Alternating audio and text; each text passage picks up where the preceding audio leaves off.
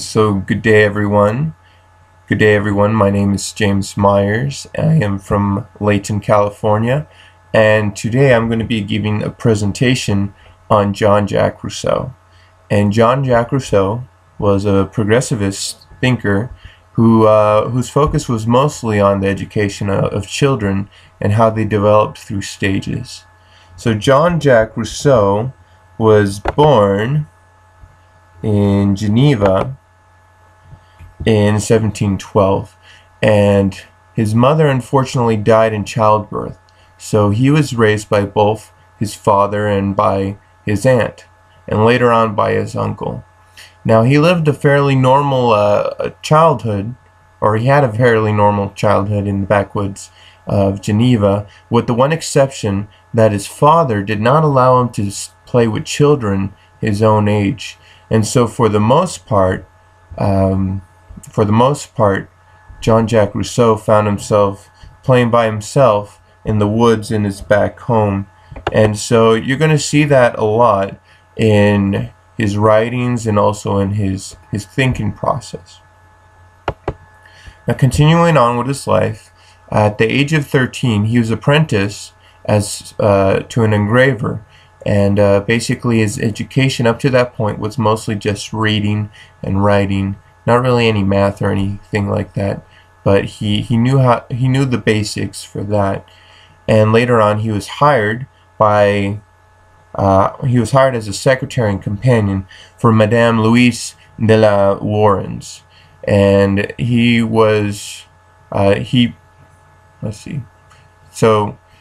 stayed with her for a couple of years, and through her he was able to get a lot of valuable contacts, and he made a lot of good connections, and he was able to eventually start a career as a music teacher and also as a tutor. And unfortunately, as a tutor, he really did have no success. One of the things that he discovered was that he wasn't really good with people. But moving on, so later on in his life, he met Teresa Lavoisier, and the thing was that he saw in her a kind of innocence that just captivated him. And so they were to spend the rest of their lives together, and even though they were never officially married. Now together they had 5 children, but the thing was that they were so unconfident with their child rearing and with the financial situation and everything, that all 5 of those children, soon after being born, were placed in orphanages or in family homes. And of this, Rousseau argued that the children would get a better upbringing in such an institution than he himself could offer. So shortly after that, he began his writing career at the request of some friends. His first great piece was an essay that he entered into an essay contest, and it was called "Why Should We Build Our Own Happiness on the Opinions of Others When We Could Find It in Our Own Hearts?" And in this essay, he mostly talked about the principle that all people are born good, that all people start off good, and that it's the corrupting influence of society that makes them bad. Other books he wrote were The New Heloise, which was the most read book of his time, The Social Contract, which later on we know was a great influence to the writing of our Constitution, and Emile. And Emile was the story of a boy as he went through his education process. And Emile would turn out to be a very influential book in education today. Okay, so Emile, it was all about this idea that children learn best when they're allowed to do their thing, which is what they're best at, playing.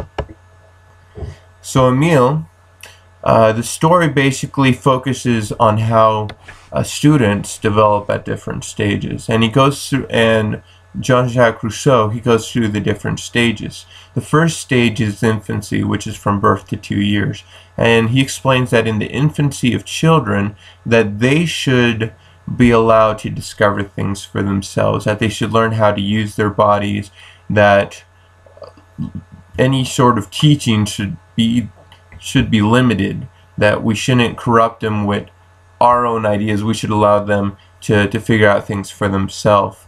The next stage is the age of nature, which is from 2 to 12. And in the age of nature, the children are starting to develop their own physical qualities and also their senses of smell.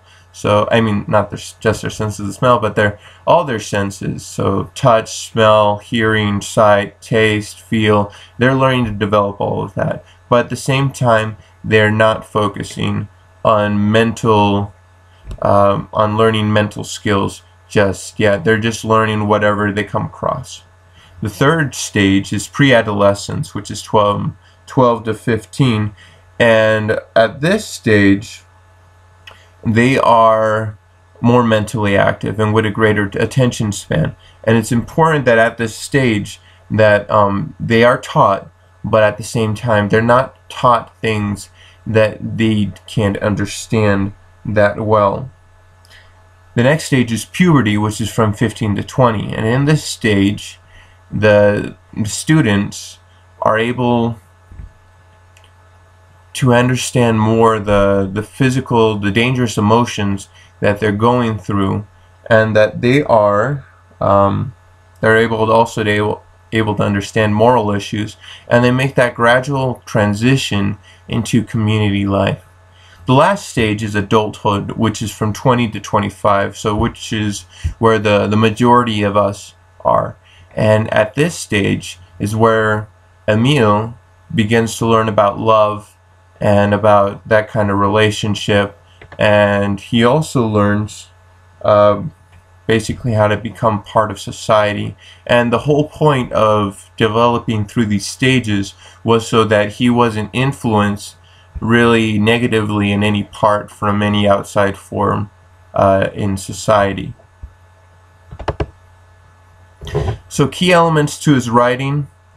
First thing, that children are naturally good, as we can see in his first essay that he wrote. Children have that type of innocence that makes them think a lot differently from adults, and which allows them to learn things a lot differently, which is why we shouldn't interfere so much with their learning process. The second element is people develop through stages.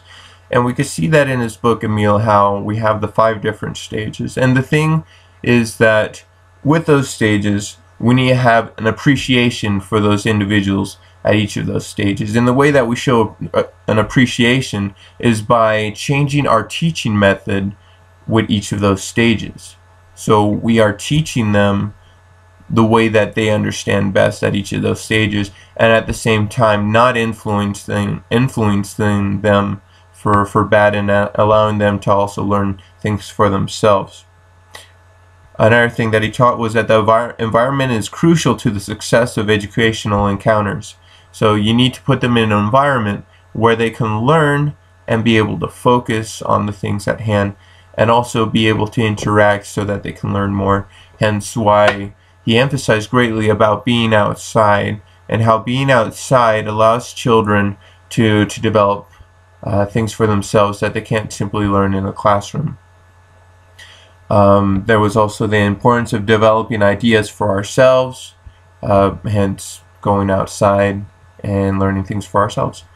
Another thing he focused on was the role of teachers, and how teachers are there really for support and to answer questions, and not necessarily just to teach. We're there to help them in this process of finding themselves. And the last thing was the concern for both public and individual education.